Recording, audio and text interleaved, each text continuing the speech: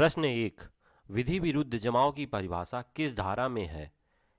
धारा 315, धारा 141, धारा 146, धारा 147। उत्तर है विधि विरुद्ध जमाव की परिभाषा धारा 141 के अंतर्गत दी गई है। विधि विरुद्ध जमाव लोक शांति के विरुद्ध है। इसमें 5 या 5 से अधिक व्यक्तियों के ऐसे जमाव जिसका उद्देश्य इस धारा में वर्णित किसी भी उद्देश्य के लिए हुआ हो, विधि विरुद्ध जमाव कहा जाएगा। विधि विरुद्ध जमाव स्वयं एक अपराध है, चाहे जमा हुए व्यक्तियों ने कोई कृत्य किया हो या नहीं। प्रश्न 2, दुष्प्रेरण की परिभाषा किस धारा के अंतर्गत दी गई है?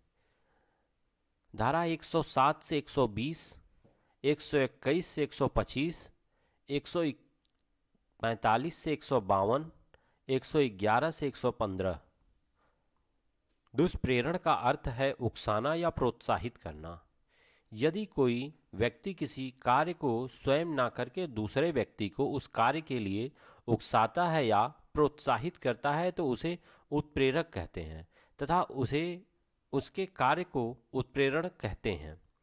उत्प्रेरण अपने आप में अपराध नहीं है, परंतु यदि एक व्यक्ति किसी अन्य व्यक्ति को कोई अपराध करने के लिए प्रेरित करता है, उकसाता है या प्रोत्साहित करता है तो उसका उत्प्रेषण दुष्प्रेरण हो जाता है तथा ऐसे करना एक अपराध माना जाता है।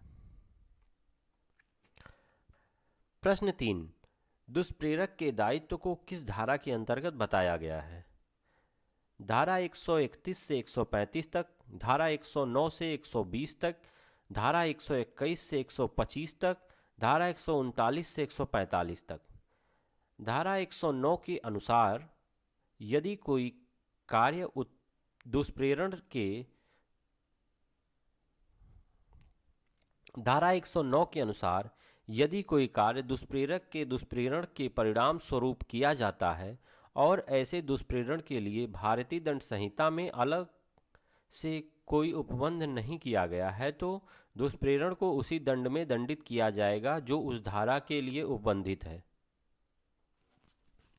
प्रश्न 4, अमन पत्र के माध्यम से राहुल को अभिषेक की हत्या करने के लिए उकसाता है। राहुल हत्या करने से इनकार कर देता है। इस प्रकरण में अमन किस धारा के अंतर्गत दोषी होगा? धारा 141, धारा 108, 111, 149। उपरोक्त समस्या भारतीय दंड संहिता की धारा 108 पर आधारित है। धारा 108 की स्पष्टीकरण 2 के अनुसार दुष्प्रेरण का अर्थ गठित होने के लिए आवश्यक नहीं कि दुष्प्रेरित कार्य किया जाए या अपराध गठित होने के लिए अपेक्षित प्रभाव कारित हो। यदि राहुल अभिषेक की हत्या नहीं भी करता है तो अमन दुष्प्रेरण के लिए दोषी होगा तथा दंडित होगा।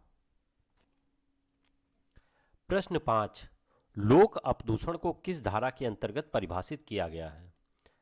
245, 248, 286, 268। भारतीय दंड संहिता की धारा 268 लोक अपदूषण तथा अथवा लोक उत्पाद को परिभाषित करता है। इस धारा के अनुसार लोक अपदूषण कोई ऐसा कार्य या अवैध लोप है जिससे जनसाधारण को जो आसपास रहते हैं उनको कोई सामान्य हानि, संकट या खतरा उत्पन्न होता है।